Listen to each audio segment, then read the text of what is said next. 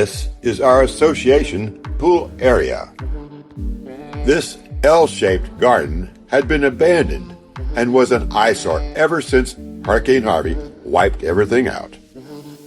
I planted 15 plumerias here, almost all of them white varieties.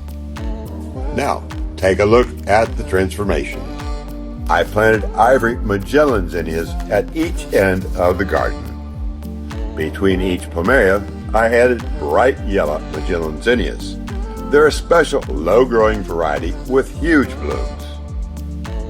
At the corner, where the two sections of the garden meet, I planted a mix of colorful zinnias to create a bright focal point.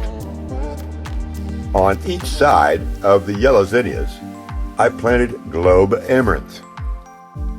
Last year, the zinnias faded as the season came to an end, but the globe amaranth just kept getting more beautiful until the first frost. I'm expecting the yellow blooms to gradually give way to a blanket of purple later in the season. And now, with the plumerias beginning to bloom, I'm looking forward to a beautiful, colorful, and fragrant summer.